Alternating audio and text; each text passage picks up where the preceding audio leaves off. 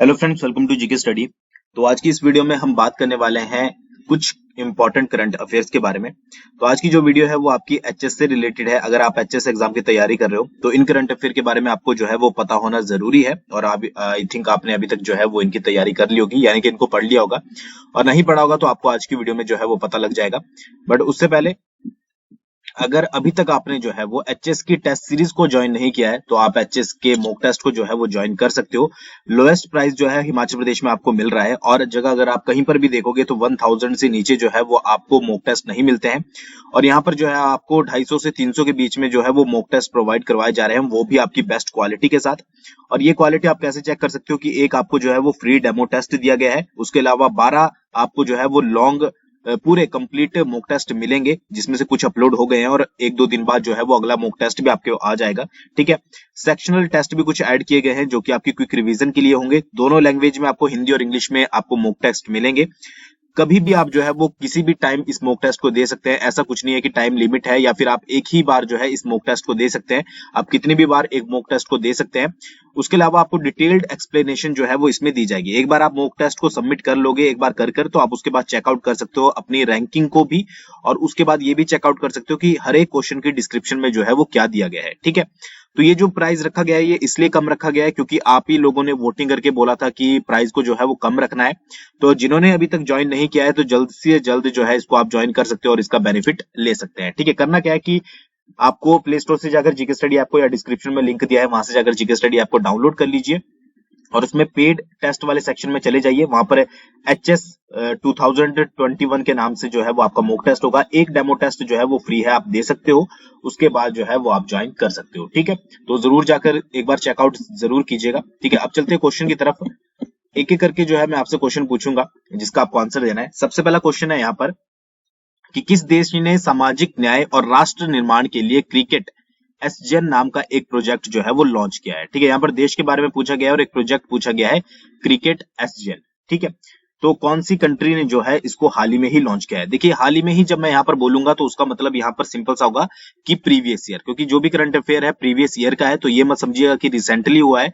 ये सारा जो भी इंफॉर्मेशन आज की इस वीडियो में है वो प्रीवियस ईयर की है। ठीक है, तो इसका जो सही आंसर है वो है आपका दक्षिण अफ्रीका। ठीक है, यानी कि साउथ अफ्रीका ने जो है वो आपका एक प्रोजेक्ट लॉन्च किया है जिसका नाम है आपका क्रिकेट एसजेन। अब ये क्यों लॉन्च किया गया है?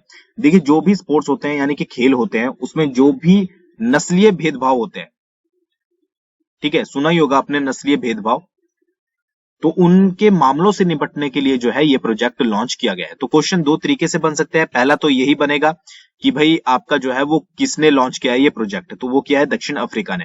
सेकंड है कि ये प्रोजेक्ट किस चीज से रिलेटेड है, तो खेलों में जो स्पोर्ट्स होते हैं उसमें नस्लीय भेदभाव के मामले से निपटने के लिए जो है इस प्रोजेक्ट को लॉन्च किया गया है। तो अगर इससे क्वेश्चन बनेगा तो दो ही तरीके से बनेगा, जो कि मैंने आपको बता दिया है। तो आई होप आपको ये क्वेश्चन आता होगा, और कमेंट करके जरूर बताइएगा कि आपके इनमें से जो है वो कितने क्वेश्चन सही हुए हैं। ठीक है, अगले क्वेश्चन की तरफ बढ़ते हैं।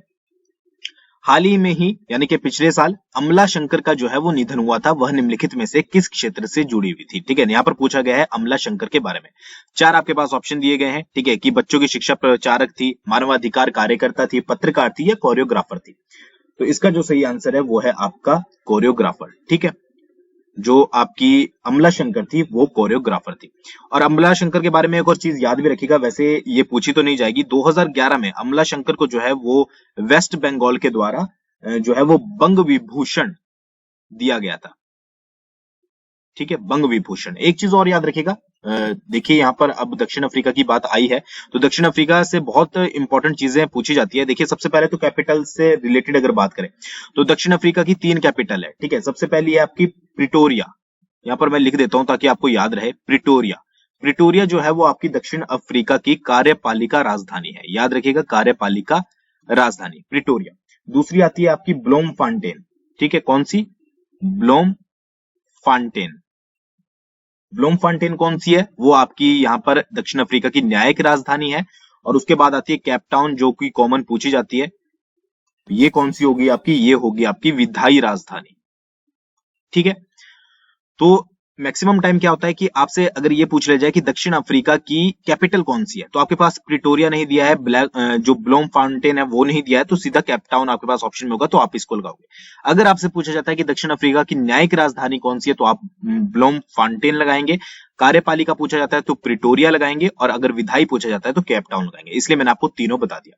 करेंसी की बात करें तो करेंसी जो है वो दक्षिण अफ्रीकी रैंड, ठीक है, रैंड जो है वो आपकी दक्षिण अफ्रीका की करेंसी है। तो ये दक्षिण अफ्रीका के बारे में याद रखिएगा। बात कर रहे थे हम अमला शंकर के बारे में, तो अमला शंकर जो थी, जिनका पिछले साल निधन हुआ था, ये थी एक कोरियोग्राफर, ठीक है, और इनको 2011 में जो आपका वेस्ट बंगाल है उनके द्वारा, उसकी सरकार के द्वारा जो है वो बंग विभूषण से सम्मानित किया गया था, ठीक है। तो ये तो पूछा नहीं जाएगा वैसे, बट ये चीज जो है वो पूछी जा सकती है, ठीक है। अगले क्वेश्चन की तरफ बढ़ते हैं। भारत जो है निर्यात को बढ़ावा देने के लिए, ठीक है, इंडिया जो है वो निर्यात को बढ़ावा देने के लिए किस देश में अपना कपास का गोदाम जो है वो खोलेगा, ठीक है। यहाँ पर पूछा गया है कपास के गोदाम के लिए, जो आपका कॉटन होता है उसका गोदाम जो है वो किस देश में भारत खोलने वाला है।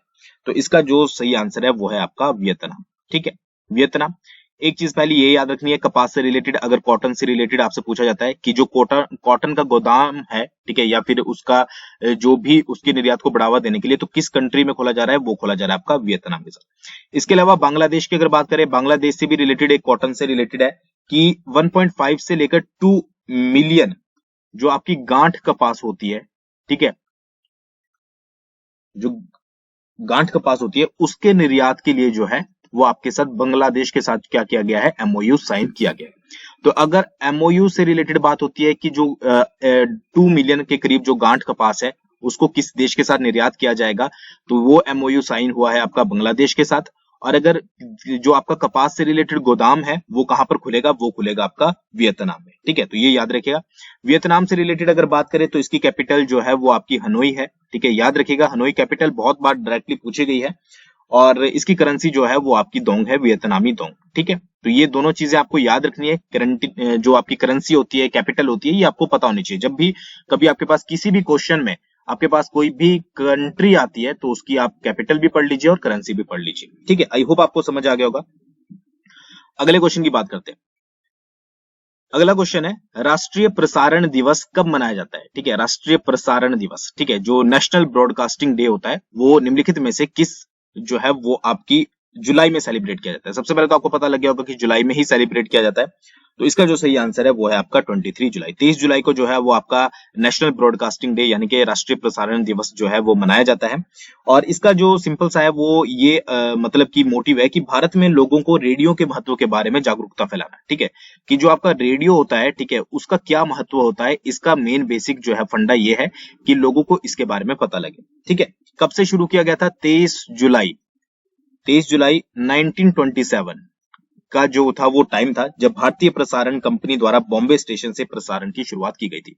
यानी कि जो पहला प्रसारण हुआ था बॉम्बे से, ठीक है, वो हुआ था आपका 23 जुलाई 1927 को, और तभी से ही जो है वो 23 जुलाई को आपका राष्ट्रीय प्रसारण दिवस मनाया जाता है। मेन इसका मोटिव क्या रहता है कि भारत में जो रेडियो लोग हैं उनको रेडियो के महत्व के बारे में जो है वो बताया जाए। पुराने टाइम में आपको पता ही है रेडियो कितना जो है वो इंपॉर्टेंट रोल प्ले करता था। आज भी बहुत सारे लोग जो है उनके घरों में आपको पुराने रेडियो देखने को मिलेंगे, ठीक है, बट बहुत कम जो है वो देखने को मिलते हैं। बट मैक्सिमम टाइम जब भी मैचेस वगैरह होते हैं, इवन जो भी कुछ भी सीरियल वगैरह या कुछ भी न्यूज वगैरह होती थी वो सारी रेडियो के माध्यम से सुनी जाती थी। तो इसलिए जो है वो राष्ट्रीय प्रसारण दिवस 23 जुलाई को मनाया जाता है। तो ये चीज आपको याद रखनी है, ठीक है। अगले क्वेश्चन की बात करते हैं। अगला क्वेश्चन है, किस राज्य सरकार ने महिला स्वयं सहायता समूह के बारे में आपने पता होगा, को सशक्त बनाने के लिए आनंद मिल्क यूनियन लिमिटेड, अमूल का दूध आप लोग यूज करते होंगे जिसकी फुल फॉर्म होती है आनंद मिल्क यूनियन लिमिटेड, के साथ एक समझौता ज्ञापन हस्ताक्षर किए, ठीक है। जो भी महिलाओं के स्वयं सहायता समूह होते हैं उनको और ज्यादा मजबूत बनाने के लिए, ठीक है, कौन सी राज्य सरकार ने अमूल के साथ जो है वो आपका एक एमओयू साइन किया है।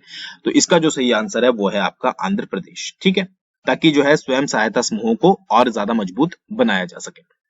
अगले क्वेश्चन की बात करते हैं। हाल ही में ही किस बैंक ने एक paperless Insta click saving account, ठीक है, जो इंस्टेंट आपका अकाउंट खुलता है, लॉन्च किया है, ठीक है। तो इसका सिंपल सा आंसर है बैंक ऑफ बड़ौदा। इसके बारे में ज्यादा जानकारी आपको ढूंढने की जरूरत नहीं है। सिंपल सा अगर कभी क्वेश्चन पूछ लिया जाता है तो आपको याद रखना है बैंक ऑफ बड़ौदा, ठीक है।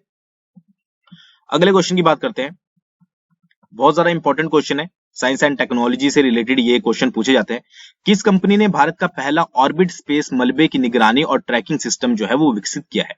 इनमें से कौन सी कंपनी है जिसने जो है वो पहला जो ऑर्बिट स्पेस में मलबा होता है उसकी निगरानी की जाएगी, ठीक है, उसका ट्रैकिंग की जाएगी और मॉनिटरिंग उसकी की जाएगी। तो इनमें से कौन सी जो है वो कंपनी है? तो इसका जो सही आंसर है वो है थर्ड, दिंगतरा। ठीक है, दिंगतरा जो है वो आपका ये इस कंपनी का नाम है।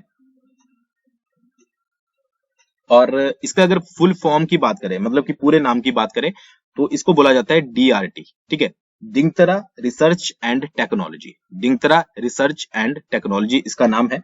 और ये जो आपका सिस्टम है पूरा, ये आपका बेस्ड है LIDAR पे। ठीक है, अब LIDAR क्या होता है? ये होता है आपकी लाइट डिटेक्शन एंड रैंकिंग। ठीक है, system light detection and ranking system. तो LIDAR सिस्टम पर, लिडार भी बोल सकते हैं आप इसको, इस सिस्टम पर जो है ये वर्क करता है। और ये क्या करेगा? जो भी आपका ऑर्बिट स्पेस है उसमें जितना भी मलबा होता है उसकी निगरानी करेगा, उसकी ट्रैकिंग करेगा, यानी कि उसको ट्रैक करेगा और उसकी मॉनिटरिंग करेगा। ठीक है, कौन करेगा? दिंगतरा रिसर्च एंड टेक्नोलॉजी, इसका पूरा नाम है DRT।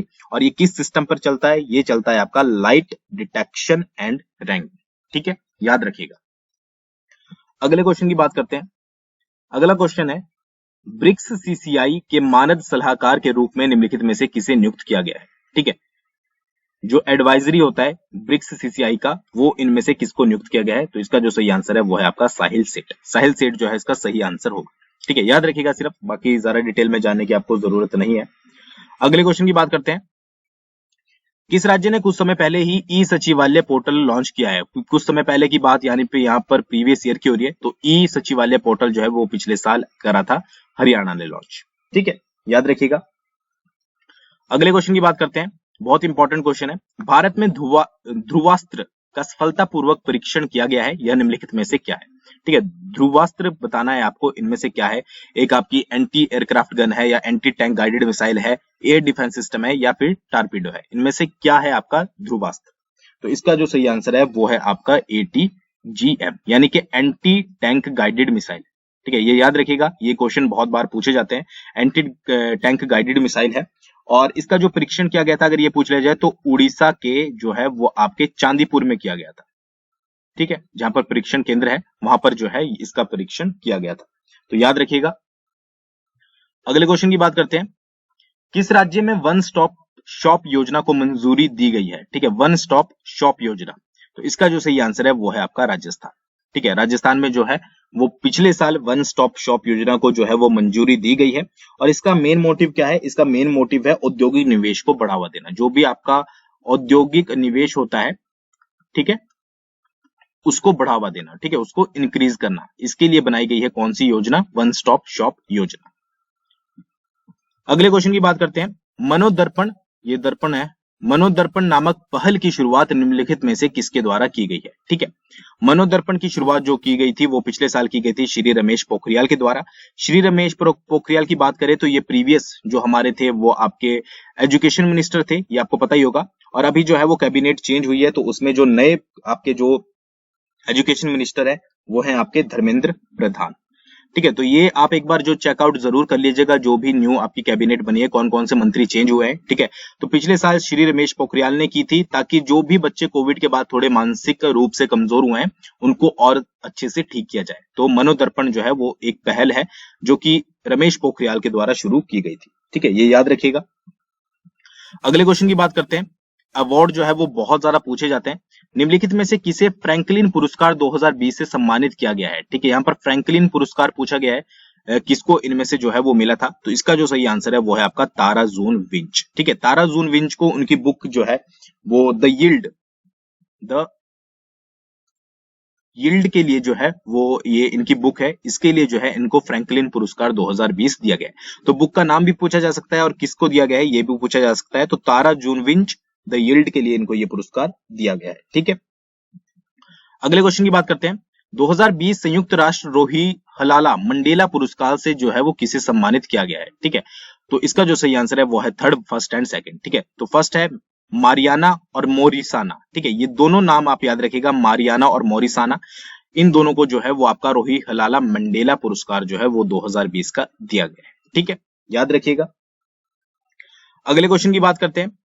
सोलर ऑर्बिटर मिशन किन दो अंतरिक्ष एजेंसियों की साझेदारी है? ठीक है, सोलर ऑर्बिटर मिशन। ठीक है, तो इसका जो सही आंसर है वो है आपका ESA प्लस नासा। ठीक है, सेकंड आंसर इसका सही है।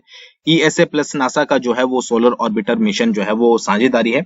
ESA से पता ही होगा आपको, यूरोपियन स्पेस एजेंसी, और नासा को तो आपको पता ही है। ठीक है, तो इन दोनों ने मिलकर जो है वो आपका सोलर ऑर्बिटर मिशन जो है वो बनाया है।